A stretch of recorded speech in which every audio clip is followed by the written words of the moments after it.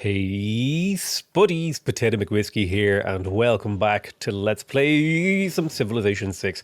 We're chilling, we're hanging out, we're having a good time. Now we have started to build up a critical mass of horsemen. I believe if I type horse, not horseman, horseman into the old search term there, we've got about 9 visible right now. We are going to want more and more and more and more, and we're going to need to continuously sustain production of those horsey boys. Because our main goal now is to get to nationalism, get to Llanero, use the Llanero to kill the hell out of Russia and snowball and win the game from there. How we'll win the game after that, I'm not entirely sure, but we have our great general. All of the beginning points of the game, everything is starting to converge into the beautiful thing that we wanted to. Unfortunately, usually great riders get blocked, so I guess I'll block those, and then I would rather I had less grievances because I am about to do a war, so it would be kind of cool if I was able to get less grievances. My troops are merely passing by Russia. Let's see here. No great admirals. Admirals blocked and unknown player gets 100% grievances. It's kind of interesting. Let's pull our troops off of Russia's border because he seems to be getting a little bit antsy about that. He didn't go for like a defender of the faith or anything like that, did he? Oh, for God's sake. He did go for it. So that's going to make my life quite a bit harder. That basically eliminates the advantage that a great general gives you in this kind of a war, which sucks and I don't feel good about, but it's not the end of the world. Continue to make horsemen wherever it makes sense. And it makes sense in a lot of places to keep working on those horsey boys. But you can see here, with the combination of a Commandant General and a beautiful great general, I will have 6 movement horses, I believe. I'll have 7 movement. It should be 7 movement, which is going to be great. It's going to be a fantastic time for me. Not so great for my enemies, but it'll be great for me. And to be honest, I only care about me. Why would I care, honestly, why would I care about anyone else? It's like questions a psychopath asks. All right, let's pop a hacienda down here. Look at this. These are nice tiles. I'm enjoying them. They're good. They're very, very pleasant to look at. They're very pleasant to be around. They're friendly, happy tiles. Beautiful, happy little trees. All right, there's cartography. Not that it has much effect on a Pangea map, but we can get another hacienda. Hacienda. I tried to turn that into something, and you know what? It didn't go anywhere. Sometimes you swing and a miss. 6 turns until nationalism. I guess we go. Is it go time? I think it's go time. Well, hold on. I need to research monarchy. Yeah. I need to research monarchy before I can research castles and justify going for coursers. So I will just spend... I mean, is it that big of a deal if I lose a little bit of production? Let's just go for Llanero now. We're on the pathway to victory. We've spent a whole bunch of horses. We've got tons of horses on the way. There's coursers. Very nice. We're going to continue to produce those over time. So we got another builder in here. Now I think it's safe for me to start actually building up the infrastructure of this city. We've got another district available. Oof. Maybe we'll throw down a encampment. Sure. So throw an encampment down. It's always good for the late game. Pick up an encampment. I'm saving my money for unit upgrades. We managed to get the theater square. We want to get the amphitheater so that we can get closer to mobilization in a reasonable amount of time. Alrighty, we got a courser coming. We managed to pick up the granary in Popayan. Let's do... I don't think I need to go for banks yet. I think I will go for theatre squares. I want to get that culture up. I want to get to that all-important army technology that'll allow me to combine 3 units together. Any tiles I'm working that are unimproved? There's a little bit of farmland down here that needs to be improved. So I'll send a builder down south. Get this mine up here. Let me have a look. What are you working and what should I change? I don't think anything needs to change in here. The city is doing quite well. I'm happy with the current status of it. I guess I'll send this last build charge over to build another fishery in Barislas or whatever it's called. What is it called? Barinus, not Barissus. There's divine right. So we can come in here. We can change our policies to chivalry. We could take out public works. I don't think I'm going to be building any more builders for a little while. And then we could safely put in liberalism to get those amenities back. I'd love to have Republican Legacy plugged in. I think I need to keep the amount of horses that I'm producing really, really high so that I can continue to do that. Let's get to work on nationalism, only 5 turns away, and then we're 4 techs away from mobilization. So we're very, very close to where we need to be here. Zhou Dagwan. He grants 3 envoys with a city-state. Is there a city-state that I'd like to have a lot of envoys with? I kind of wish I would have a little bit better of a relationship with Taruga. On the other hand, if I were to build this up with Valletta, it would give me quite a bit of power there. It would mean I would be up to the max rank with Valletta, so I'd get +3 production in every city with a military academy that was building a unit, which could be quite valuable. Let's start slow building some trebuchets now. I'm probably going to want just a few of them, but it does make sense to occasionally get yourself a trebuchet to build up your military power. I don't think we're going to win this war solely off of, we made suzerain of Vatican City. I don't think we're going to win this war solely off the back of Llanero. We're going to need some artillery, so getting those underway is for sure a good move in my opinion. Looks like there's a bit of a war going on next to Johannesburg. Let's come in here and we'll get ourselves another courser. There we go. Now it's important to note that these coursers here, they're coming in with 50% extra experience, so they're quite valuable in terms of their position. We've got a library in here. 8 turns for a trebuchet is reasonable. I think anything under the 10 turn mark, I'm happy to invest the time in to get them. Okay, I think these hills could just be mines. We don't need anything special on them. Let's put a hacienda here next to the plantation. May as well. It'll be good in the late game. We got another spy, so another part of the sort of triumvirate of things that we need to have activated to go to war with Russia has been activated. We got our spy. That's going to help us. We are a little bit light on amenities and housing right now in a lot of cities. So that's a little bit of a problem, but we will have solutions for those problems soon. Let's make some more trebuchets. Trebuchets on the trebuways. Come back into the capital, get to work on a courser, of course. I want to just always be making as many of those horses as possible. You escape with the money. Good job. 600 gold in the bank with that spy. We're still in control of Muscat. Let's put 2 into Johannesburg so we can get control of them. That works out nicely for me. Gives me a little bit of vision over here about what's actually going on as well. But having control of them will get me a little bit of extra production across my empire. Geneva and Taruga, I don't need to be suzerain of.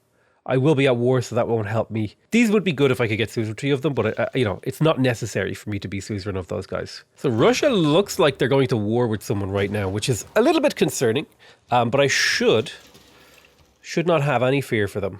Pop another farm down here, keep the food growth happening. Let's get the entertainment complex to get those amenities up. Or do I want to get an art museum? I haven't found. I don't think art museums kind of require you to have city-states to make them really worth the production investment, in my opinion. So we'll just keep developing our empire a little bit here. Little by little, we're building up. There's Valletta now. We're fully in control of Valletta. Fishery, very nice. There we go. Let's make our way over. More coursers. Yes, more coursers. Just as many horses as possible. Horses of courses as possible? Listen, words are difficult sometimes. Right, we got our farms down in here. So Quito is looking good. We got a few unimproved tiles in Panama. Let's make our way over there to see if we can do something about that. There's siege tactics. Now we're 11 turns from picking up military science. It would have been nice to kill a unit with a knight. I don't think that would be possible right now. It'd be a little bit out of scope for us. Theoretically, I could buy a knight. Like, if I really wanted to, I could come in here and, buy a knight and then send it. It's 40% of the science here. I could theoretically kill that line infantry. Maybe this will work. We'll see. Hang on. If it saves me a few turns on that tech, it'll be worth it. Let's get to work. We want to get to mobilization, so we want to pick up Scorched Earth and Urbanization. I'll get to work on Urbanization. That's a good one to pick up. I don't know who needs another promotion here. I guess Tax Collector is just a generally good one, so I'll go Harbour Master Tax Collector on Reina. I'm on a heavy gold build, so that kind of feeds into things nicely. So it's time to start combining units together. Now, ideally, I want to be combining horsemen, like this courser, with horsemen that don't have the 25% experience boost. So like this horseman here, I'll upgrade it and combine it. And I should probably have the gold upgrading card plugged in, but this is just kind of a preemptive bit of stuff. And the reason for this is, if I combine a unit that has these extra 50% experience boost with a unit that doesn't have that experience boost, even if I start with the non-experience boosted unit, both units will inherit that permanent buff. So that's why you want to do it this way. You want to make sure all of your permanent buffs are being inherited by your units. Like, for example, here's a 25% boosted and here's no boost. Boom, combine. No boost on this guy. Let's eat him with a courser that is boosted. No boost on this guy. Let's eat him by a courser that is boosted. So now I have a ton of coursers, right? I have less units in total, for sure. But now I have 4 coursers that are like fully built, ready to be turned into Lanero, and I have a bunch of horsemen as well that are also ready. So like I've drastically trimmed down the total number of units, but now they're pre-built and ready to hit Russia the second I have them unlocked. So this guy was stealing gold for me. I'll go ahead and take Linguist. Linguist is quite good, but then I'll just go ahead and send him straight back to Aachen to get leveled up. Actually, I'm going to send him to Russia because now he's leveled twice. And here's the important thing, is because he's leveled twice, he does the listening post at twice effectiveness, which means instead of giving me +3 combat strength, he gives me +6. So that's another huge benefit. That's like having a great general apply to my entire army. So that's why my spies are really, really important for your game plan. They're a little bit RNG to get them going, but they are important. Okay, I've got my high movement speed knight trying to come around and get the kill on this line infantry. If we could pull that off, it would be a significant boon. It would mean that my military science hits here a couple turns sooner than it should, in theory, hit without doing that. There's another trebuchet, so I probably want like at least 6 trebuchets, I think, to be built. So there's one. I've got 2 more on the way. I've got 4 under construction. We met Nanmadol. Nanmadol is huge for us here. We instantly put a point into them and get 7. And now we put another 2 points in. We want to get suzerainty of Nanmadol if we can, because it opens up coastal possibilities. But more importantly, it just means now that I have like them, if I come in here, things like my archaeological museums are worth more culture, right? It's +2 for every art museum and stuff. So just a really big advantage. So let's get the units that are ready for war to the front line, the units that aren't ready to be pulled back slightly. So I have quite a few units ready here. If I take a moment here and look at the damage here, my coursers are stomping on these Russian crossbowmen, and they're not even Lanero yet. So it's going to be huge when we can pull this off. And the great thing about Grand Colombian siege units is they can always move and attack. It's one of the huge advantages that they have over normal civs who don't have +1 movement, because any unit that has +1 movement can typically move and shoot. A siege unit, that is, specifically. Okay, we have an absolute massive amount of cavalry now. I'm really happy with that. All right, we've crossed the river with the knight, and there's 2 units here that we could potentially kill. This guy no longer needs to gain sources because I have a spy that can do that. I want to send him to Aachen to go train up on stealing from commercial hubs. There it is. We get this kill. And like that, we're now 2 turns from Lanero. We got our entertainment complex in Quito. So that probably points us in the direction of going for the arena to keep the amenities nice and high in here. And that seems to be a totally reasonable thing to do. I'll probably now start moving back towards an amenity-focused direction. And I'll be prioritizing military production much lower. I'm going to spend the 95 gold, get rid of this, plug in retainers over there, and plug in Republican Legacy so that we can go to maximum happiness across our empire. So that's 20%, everything, like 20% yields across our entire empire now, just cranking away for us. Looking great. We are going to have to switch up our government next turn, but it should be fine. Of course, there's a major flood in my cities on the turn that it all happens. This is the turn that it all happens. Why would it be now? Let's get rid of retainers instead. Hear me out. We plug in force modernization. Boom. Same turn we unlocked Lanero. They're now 500 gold each. There we go. 72 combat strength unit. Doesn't quite hit the city for major power, but if we have enough of them, and we can have an awful lot of these, because it's quite cheap actually to upgrade the courser. So this is what we call a timing attack, kids. Welcome.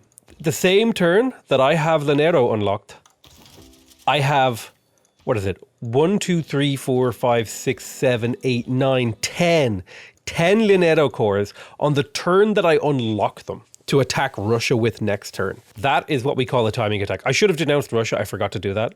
And then we can move towards mobilization and continue to produce a trickle of units to get added to these Lanero cores to make them even more powerful. All of my things were destroyed by that flood. It's kind of annoying. So let's grab all of our commandant generals and teleport them in the direction of the front line. And now we need to start cranking up our science income to make up for the fact that we're so behind. So this is kind of like the transition now. We've built all our military, we got our culture in a really good place. Now we need to get our science in a really good place. Because right now, culture doesn't really make our army much stronger. Most of the power we're going to get from culture for our army, we've already obtained. So the goal is to do a listening post here. All these boys are ready to go. Declare surprise war on Moscow and welcome to the war. Like, just look at this musketman. I'm one-shotting musketman.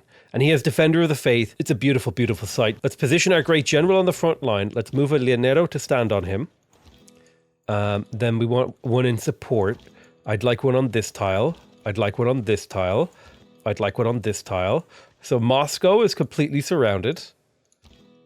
And I think it will be expensive in terms of our unit health, but it will do significant wall damage. You can see we took away 8 defenses. The third attack took away 8 defenses.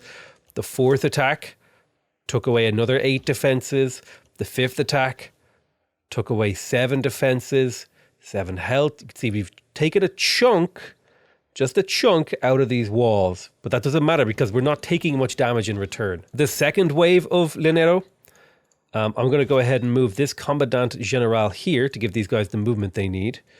I have another Commandant. I should have 2 more. This one is over here, and then this one is over here because it was helping the knight. So, Smolensk is also our target. Let's position Leonero around the city. The city is under siege and no longer healing. We'll start moving trebuchets up preemptively, not quite ready to attack, but just generally in the direction we want them to be. And I think these guys should do a little bit more damage to Smolensk because the city isn't quite as well defended in terms of combat strength. It's like 10 less. We'll take some hits, but really getting hit like this is just going to be a way for us to farm XP. And then the promotions will keep us going. So let's hit Smolensk. Now, like I said, Smolensk should fall much easier than Moscow because the city has lower combat strength. I could theoretically lower the city's combat strength by doing certain things. Let's go ahead and I think we could safely attack once and then pillage. Let's attack, attack, attack,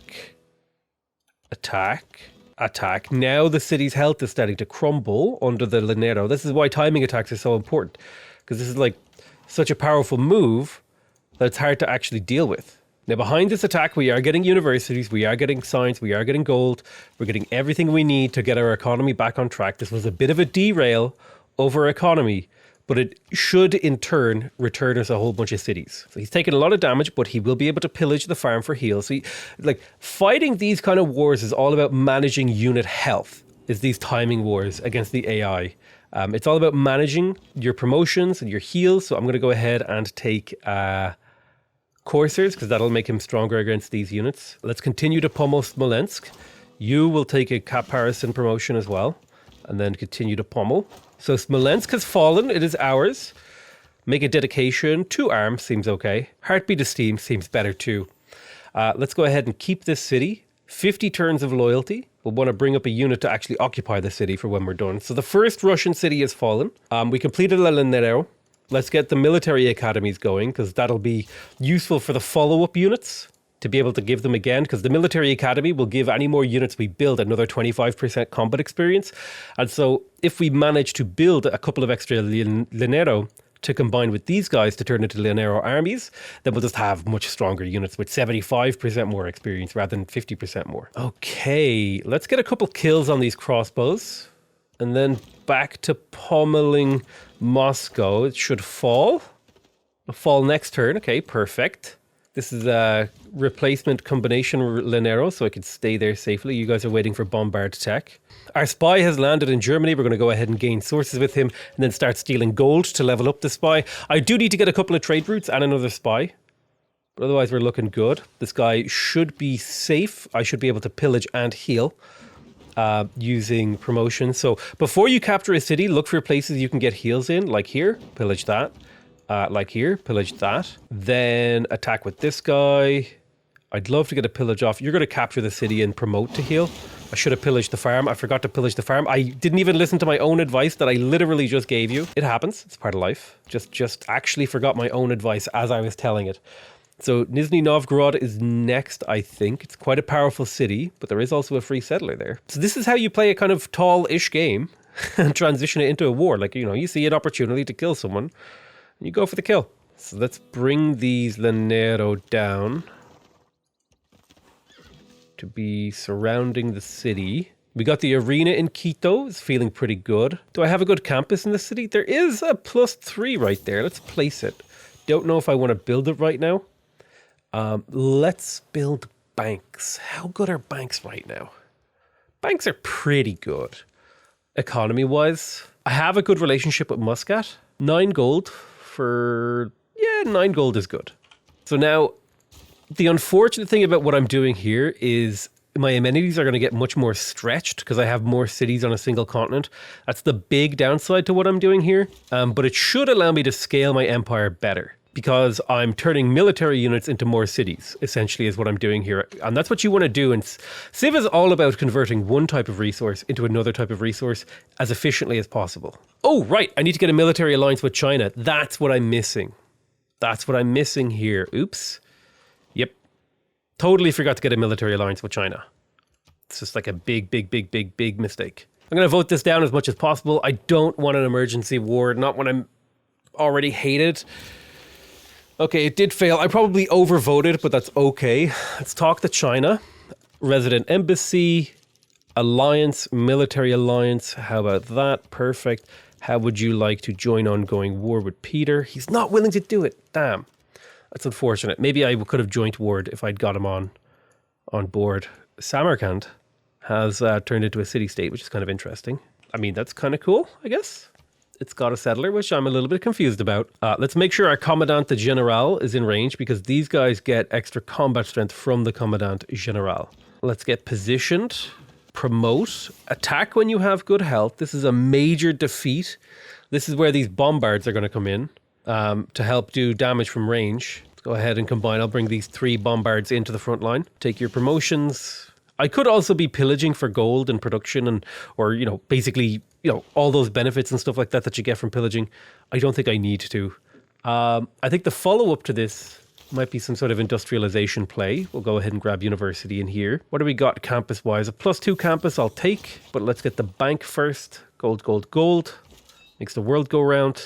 Russia is finally starting to work on Cossacks, which is a bit of a problem. So I need to get into this city with any spare units and get pillaging to destroy their tiles and prevent this Cossack from finishing. So we need to destroy all the production in St. Petersburg to slow this Cossack down, because once it pops out, the war will get harder. So that's the goal there. Right, we're in position. This is a safe attack. Safe attack. Safe attack. Relatively safe attack. Safe-ish attack. A bunch of safe attacks. So we took a big old chunk out of that city by attacking there. Let's grab more banks and universities to keep our infrastructure flowing. We are starting to get universities, so building up our relationships with these scientific city-states would be good. Samarkand is also a good option, just because we make so much money from them. We have commercial hubs in basically every city. Bombard, bombard, and bombard. They'll be in position next turn to help fight this battle, the Battle of Nizhny Novgorod. Don't have a good pillage on you. Just fortify for a turn. You can attack. You have a heal. You have a heal, so you can attack. You don't have a heal, but you can attack. And you don't have a heal, but you can attack. Perfecto. Let's get pillaging, pillaging, pillaging, pillaging. Managed to take out a lot of the production of the city there by killing those mines. Damn, look at that city. Well, I guess this is the danger of letting them get a garrison in the city. So I might have to try to pick the city apart piece by piece from range. The garrisoned line infantry is a problem. Even pillaging the districts wouldn't really bring the strength down very much. St. Petersburg is just a hard to hit city, unfortunately. Maybe with a great general and Commandant General, it would change it. We shall see. We shall see. Continue to do your listening post. You're doing great work there. I'm going to go ahead and promote you with Depredation. Depredation is a fantastic promotion. It's one of my favorite light cavalry promotions. We should be able to hammer this city pretty effectively. There we go. City's dead. step across the river, kill that guy, go for this mine. Okay, there's a lot of like nonsense on this side of the river. But that's okay. Our goal is primarily now to pillage and clean up this left side. This Cossack is coming out, but the longer we can delay it, the better. Mines are definitely worth pillaging. Other things I'm a little bit less sold on pillaging, but mines are 100% worth pillaging. Let's get these bombards up. So Moscow, let's have a little bit of an analysis of Russian land. Moscow has a holy site, a campus, an encampment, and a theater square. These are all reasonable things. The only thing missing is a commercial hub. It has 4 districts, which means it won't be able to place another district until it hits 13 population. So growing this city is unlikely to bear fruit. I'm better off just building the university and amphitheater in it, and prioritizing production over all else. So that's my take on that city. Growing it it's going to take way too long to grow anything useful in here. Whereas the city in Nizhny Novgorod, we've got 1, 2, 3 districts place, 4 districts place as well. So kind of a similar deal. Focus on production, focus on a little bit of growth, get me a little bit of science, do all the normal stuff. Monuments, of course, are naturally just my best friend. So timing attacks are difficult to pull off and risky. But if you do pull them off, they yield results. Like I don't even know if we can declare peace with Russia yet, can we? Let's have a look. Yeah, I've been at war with Russia for 7 turns and I've taken 3 of his cities. That's what I would call good pace. We're on good pace, okay? This is world record pace for conquering Russia. Now, let's make sure we're doing pillages. You're actually a weak Linero, so probably not best that I use you for actual combat, really. I can use you for light combat against certain things. I want to prevent as much production and gold and stuff as possible. Let's get this around. Well, no, we don't want to kill Voronezh yet. Voronezh wants to be the last city that we killed because that's where our spy is generating that military score for us. The military power, rather. Not military score. Military score is a different thing. Now, what do we do down here in the south? You will promote anti-cavalry, coursers. Anyone who's healthy can make their way to the front line, I guess. Everyone else heals. I have a settler, apparently, from fighting. I don't really have a good place for this settler. I guess this little tundra city over here is kind of cute. I'll send it over there. It's not necessary, though. 2 envoys into Samarkand. Boom. That'll get me control of it. A little bit of era score. More importantly, a little bit more gold for my banks. Now that's an extra 4 gold in every bank. So now my banks are worth 13 gold, which is a significant increase. That's almost like a, 50% increase? Yeah, it's just huge to get control of things like city-states for your infrastructure. Man, St. Petersburg is a tough cookie. I think we need to get the city under a full surround and get these bombards chipping away at it as well. Nice, we completed the first building. For the first time that we completed all the buildings in a encampment district. So we got all 3 tiers of buildings, which means we can now build corps and armies much more effectively if we decide to at mobilization. I think what I would like to do is to come in here, change this, get rid of forced modernization, and instead, ideally I would have retainers plugged in, and I think I will. So that's better. More amenities. Keep our amenities nice and high. And we don't actually need any more military units, but I might get like some Linero to combine when we do have mobilization, so I'll just get like a few to send as reinforcements. Do you know what else? Actually, you know what I'll do? I'll use my gold to buy Lineros. And not even Linero cores, just Lineros to send to the front line. I think that's a reasonable thing to do, to be turned into mobilization, and then use the rest of my production on actually productive things. Like, I need to get my entertainment campus down in here at long last, because very soon I will have access to natural history, which will give me access to the zoo, which gives me AoE amenities. And it's similarly true that I'll soon have industrialization, so I need to get my workshop down in this city, for example. So just kind of working on a few different things, trying to get our empire to a reasonable degree. Squared away. Okay, cross the river, you go there, you go there.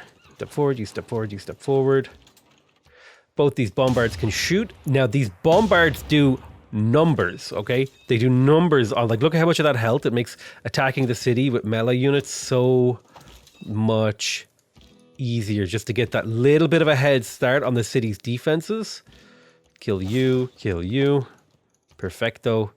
Wiping out all of Russia's units. This war has been incredibly effective, incredibly fast, and incredibly efficient. If we can kill the city before the Cossack comes out, that's actually like a huge win for us too. So things are looking fantastic, and we're going to get like a full round of bombard shots next turn. So you shoot there.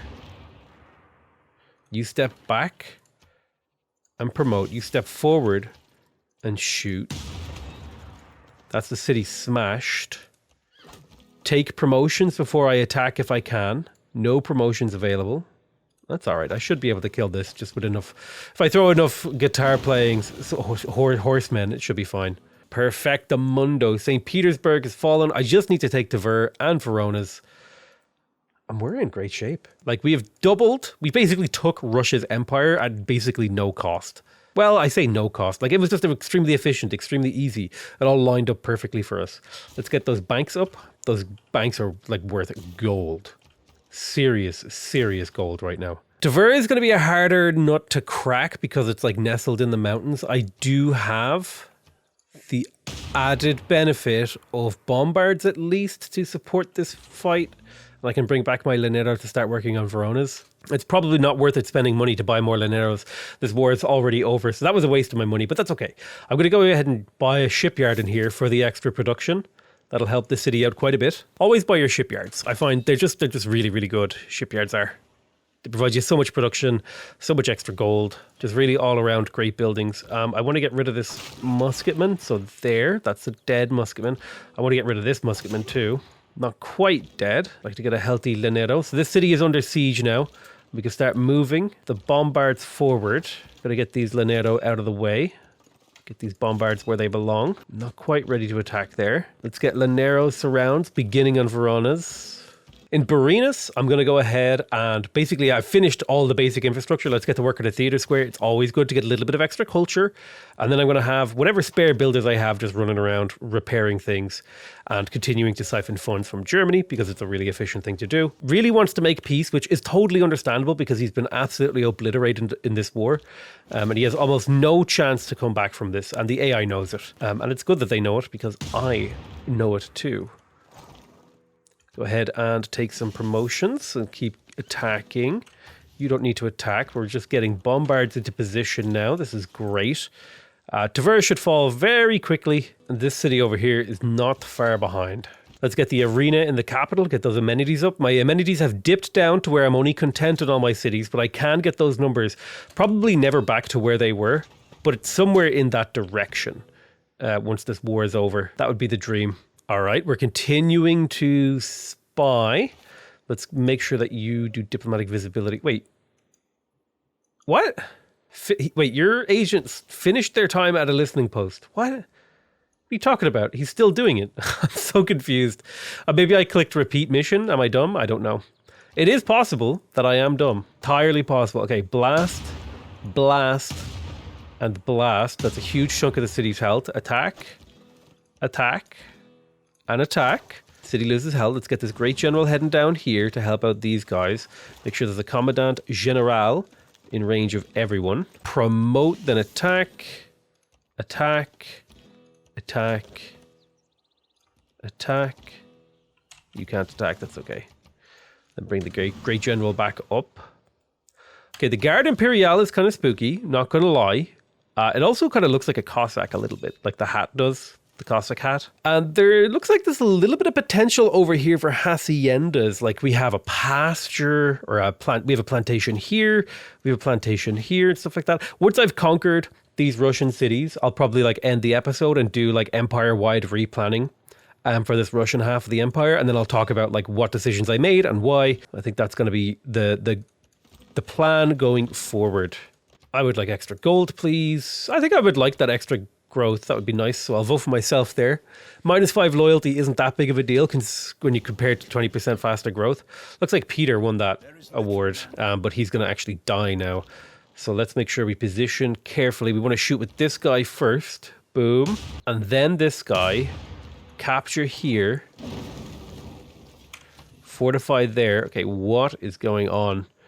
Let's hire a Guard Imperial and get some kills with it. Nice. 10 great general points. Cool, cool, cool. Spend a little bit of time fortifying and healing. Bring this bombard down a step. Shoot Verona's. You don't have a promotion. That's okay. Smash the hell out of this city. Bring the great general down actually first is what I should have done. You fortify for a turn.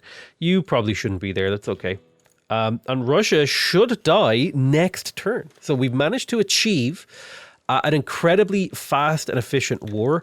it's been like less than 10 turns, and this is what I'm talking about. Like, I've showed, like, a lot of the time when I go to war in game, I just do a grindy sort of battle war, but I figured I would start showing off more like actual timing wars, where it's like an incredibly easy, just one episode, no grinding, enemy dies, like boom boom boom, is knocked over, to kind of show you how you actually prepare a timing attack, how you identify when a timing attack is possible, when should you do a timing attack, etc, etc, etc. Now I have mobilization, which is cool because I can start to combine some more of my units together a little bit, like this.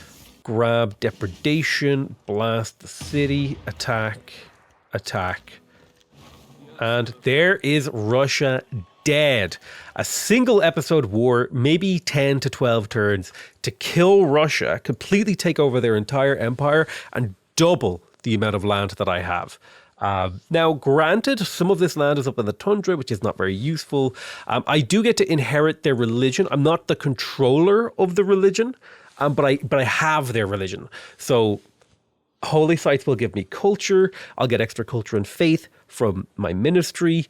I have defender of the faith, which is really quite nice. So theoretically, I inherit Russia's religion. So that was just like a really, really efficient play there.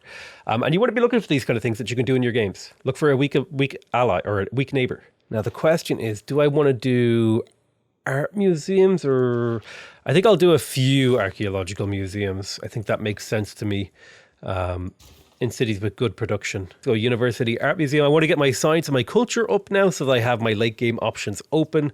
In this particular game, we could go domination. It's possible. I think Simon Bolivar is pretty good at it. We could also just transition into a science victory. That's also an option here. If I were to look at my targets, like realistically, I'm not getting another timing on China until maybe tanks. 85 combat strength. And even at tanks, his science is so much higher than mine.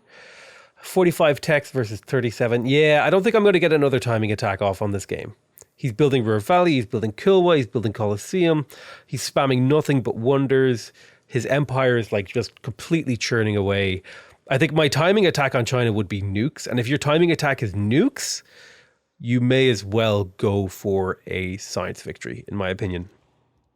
At least in single player. In multiplayer, the gloves are off. So we're a little bit behind on traders. A few of our traders have been killed. Let's go ahead and re-up those. Buy a few traders in the city of Barinas. Make sure we're trading with places like Geneva to get envoys. Monument Granary Vasamil. So I'm going to be investing basically all of my gold income onto this left half of my empire to get it up and running. And I think with the war over, and the next phase of my empire being the planning phase and what I'm going to do with this land now that I have it, I'm going to call that the end of the episode. I love you all very much, and I'll see you guys next time. Bye-bye.